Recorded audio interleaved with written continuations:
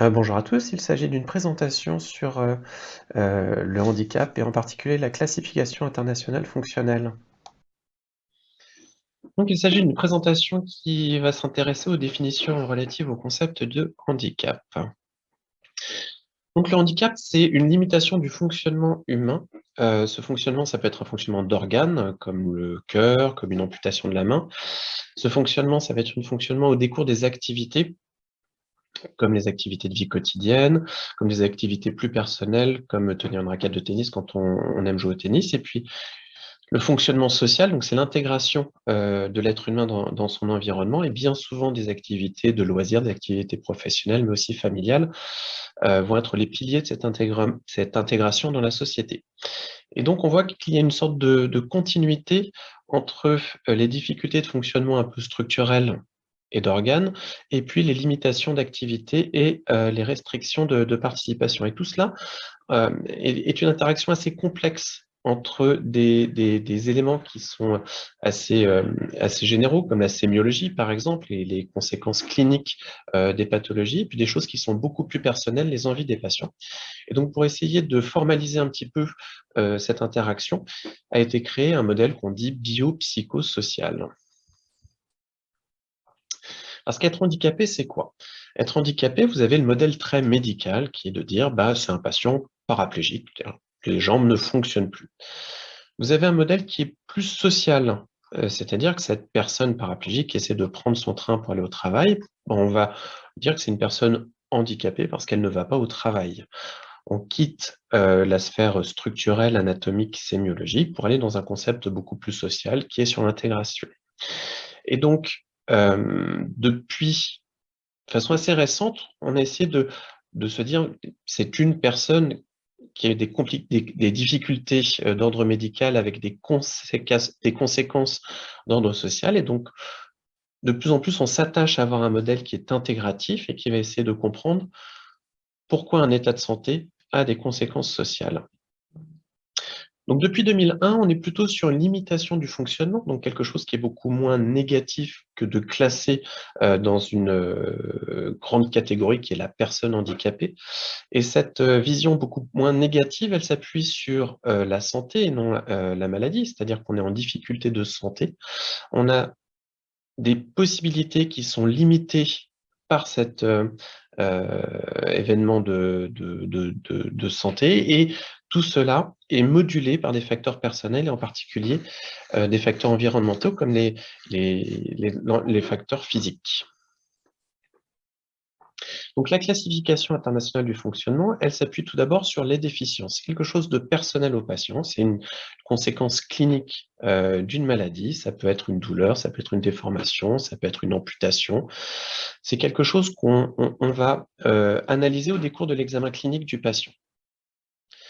Cette déficience peut ou pas entraîner des limitations d'activité. Donc l'activité, c'est quelque chose qui est, personnel et assez commun à toutes les personnes. C'est-à-dire que, par exemple, se laver, s'habiller, manger, faire sa toilette, marcher, faire des formalités administratives. Il s'agit d'activités, on va dire, un peu, transversales, d'une société. Et puis les restrictions de participation, c'est quelque chose de beaucoup plus, personnel, beaucoup plus modulé par les envies personnelles et la situation personnelle, de la personne et il s'agit des activités, sociales, donc l'intégration sociale, les amis, les activités de loisirs, les activités professionnelles et le rôle familial des patients. Donc historiquement, on était sur un concept de personne handicapée, qui est devenu un concept très négatif et même une insulte, espèce d'handicapé. C'est devenu quelque chose de très péjoratif, le handicap et donc assez récemment, on essaie de renverser les choses en parlant plutôt de limitation du fonctionnement, que de personnes handicapées pour aller vers un versant un peu plus positif dans l'affichage, même, de la situation. Donc on parle plutôt de personnes malvoyantes ou non-voyantes plutôt qu'aveugles, de malentendantes plutôt que sourds et cetera et cetera. Donc si on reprend le modèle biopsychosocial, on part d'un état de santé, une maladie ou un trouble qui va entraîner, certains symptômes. Donc ces symptômes, c'est la déficience, c'est-à-dire que les personnes présentent des déficiences à cause de leur maladie, parce qu'il y a une expression symptomatologique de leur maladie. C'est généralement ce qu'on arrive à décrire au décours de l'examen clinique. Les personnes ont des limitations d'activité dues à ces déficiences. Ces limitations d'activité, ce sont plutôt les activités personnelles, un petit peu généralisées dans le monde sociétal où vit la personne, comme les activités de vie quotidienne, les activités élaborées de vie quotidienne.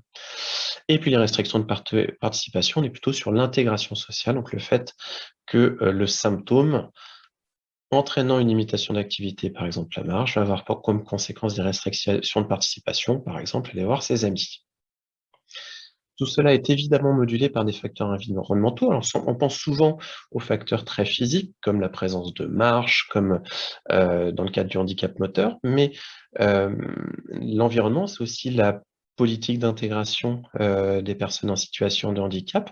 Et puis, ça peut être la société en elle-même, avec des sociétés qui ont tendance à exclure culturellement les personnes handicapées ou des sociétés qui ont tendance à être très attentives culturellement à la personne handicapée.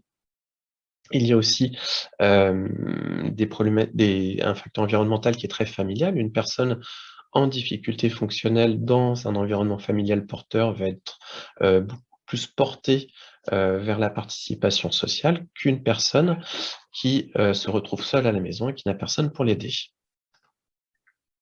Et enfin, quelque chose d'absolument fondamental quand on évalue les conséquences des déficiences, ce sont les facteurs personnels. Alors, il y a des facteurs personnels assez faciles à quantifier, le sexe, l'âge. Plus on est avancé en âge, plus un symptôme, même bénin, peut avoir des conséquences importantes en termes de limitation d'activité, de restriction de participation. Mais il faut jamais, jamais, jamais oublier les attentes et objectifs de chaque personne qu'on est amené à prendre en charge. Chaque personne a des envies, a des intérêts qui peuvent être différents et qui doivent être analysés. Il faut savoir s'y intéresser, il faut savoir échanger avec les personnes pour essayer de mieux comprendre en quoi la déficience peut interagir avec les facteurs personnels et entraîner des limitations d'activité. Prenons par exemple une personne qui fait un accident vasculaire cérébral. Donc l'atteinte du cerveau peut avoir plein de conséquences sur le plan symptomatique, et une de ces conséquences peut être des difficultés motrices, par exemple.